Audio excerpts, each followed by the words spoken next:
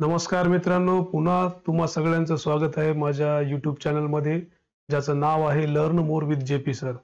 मित्रांनो, यापूर्वीच्या व्हिडिओ सीरीजमध्ये आपण मायक्रोसॉफ्ट वर्ड पूर्ण डिटेलमध्ये शिकण्याचा प्रयत्न केला होता. मित्रांनो, येणाऱ्या व्हिडिओच्या सीरीजमध्ये आपण मायक्रोसॉफ्ट एक्सेल पूर्ण डिटेलमध्ये शिकणार आहोत. मित्रांनो, व्हिडिओला सुरुवात करण्या अगोदर मी तुम्हाला एक रिक्वेस्ट करू इच्छितो की माझे व्हिडिओ जे आहेत येणारे पूर्ण शेवटपर्यंत बघा मित्रांनो, कारण तुम्ही जर काही स्किप करत व्हिडिओ बघितलेत तर तुमचा महत्त्वाचा पार्ट मिस होण्याची शक्यता आहे.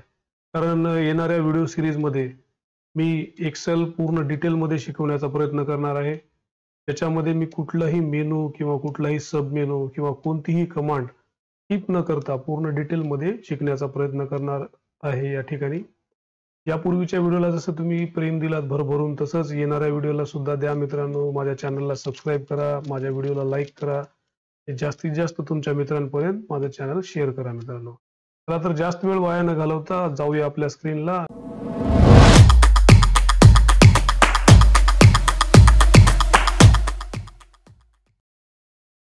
सर्वप्रथम एक्सेलला चालू करा मित्रांनो. त्याच्यानंतर ब्लँक वर्कबुक सिलेक्ट करा.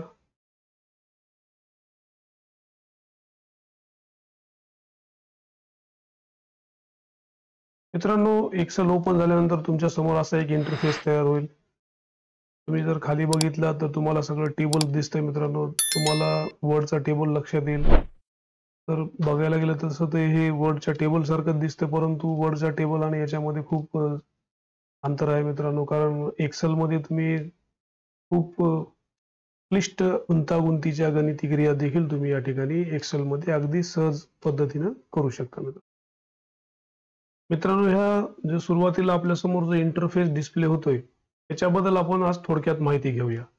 तर मित्रांनो, जे हुबे जे कॉलम असतात, जे आपण वर्डच्या सिरीज मध्ये शिकलो होतं की हुबे जे असतात त्याला आपण कॉलम म्हणतो, आडवे जे असतात त्याला रो म्हणतो. एक्सेल मध्ये सुद्धा हुबे आडवे कॉलम रो आहेत. या ठिकाणी एक जो चौकोन असतो आपण त्याला सेल म्हणतो. तर जे कॉलम आहे या ठिकाणी कॉलमची संख्या 16,384 आहे मित्रांनो, आणि ते अल्फाबेटिकली दर्शवले जातात, म्हणजे ए कॉलम, बी कॉलम, सी कॉलम.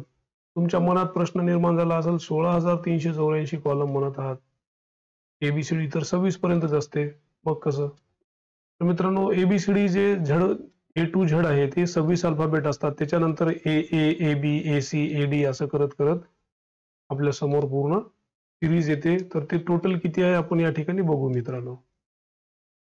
16,384 कॉलम आहेत, जे की शेवटचं जे कॉलम आहे XFD या नावानं दर्शवलेलं आहे. तर बघा, एबीसीडी जे आहे WXYZ, झेडच्या नंतर A B, A C, A D असं करत करत करत करत 16,384 कॉलम आलेले आहेत मित्रांनो.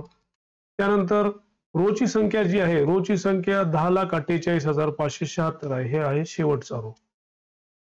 तर खूप मोठी एक शीट आहे मित्रांनो. यातला आपल्याला गरजेनुसार एक्स्ट्रा शीट जर पाहिजे असेल तर आपण इथं प्लस वर करून नवीन शीट सुद्धा ऍड करू शकतो मित्रांनो. तसं बघितलं तर एकच शीट भरायला खूप वेळ लागतो, कारण खूप मोठी शीट आहे ती. बाकी आपण मेनू वगैरे एक एक एक एक एक एक सगळे टप्प्याटप्प्याने शिकणार आहोत मित्रांनो. फाईल मेनूवर क्लिक केल्यानंतर मित्रांनो तुमच्या समोर असं एक इंटरफेस ओपन होईल. त्याच्यामध्ये इन्फो, न्यू, ओपन, सेव्ह हे सगळे अगदी वर्ड प्रमाणेच आहेत मेनू.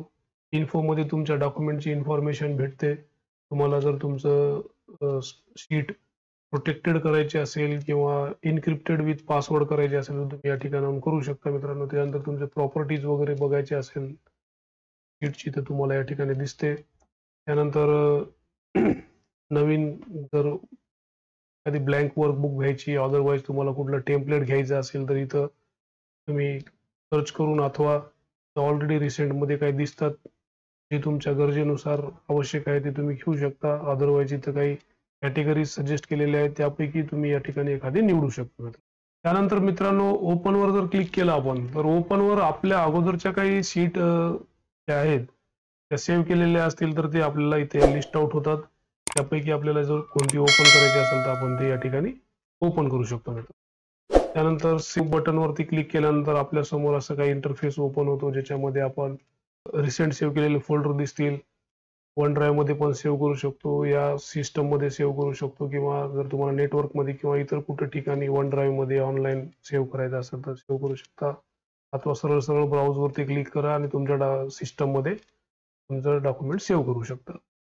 प्रिंटवर जर तुम्ही क्लिक केलं तर तुम्हाला प्रिंटर सिलेक्ट करून तुमची शीट मधला काही स्पेसिफिक पार्ट किंवा अथवा पूर्ण शीट तुम्हाला प्रिंट करता येते मित्रांनो.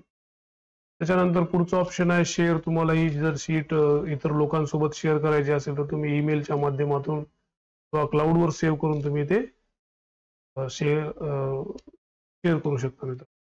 त्याच्यानंतर एक्सपोर्ट बटन वरती जर क्लिक केला तर तुम्हाला एक्सपोर्ट ॲज PDF वगैरे हे ऑप्शन तुमच्या समोर आहेत, हे तुम्ही यूज करू शकता. ही शीट पब्लिश करू शकता पॉवर BI मध्ये. त्याच्यानंतर क्लोज वर क्लिक केलं तर आपली जी करंट शीट आहे ती बंद होत असते. अकाउंटवर जर क्लिक केला तुम्ही या ठिकाणी तर तुमचं सॉफ्टवेअर जे ऍक्टिव्हेटेड आहे का नाही, पायरेटेड आहे, हे सगळं तुम्हाला इथून लक्षात येते मित्रांनो. त्यानंतर तुम्हाला मायक्रोसॉफ्ट सोबत फीडबॅक सेंड करायचा असेल तर तुम्ही त्याला फीडबॅक सेंड करू शकता.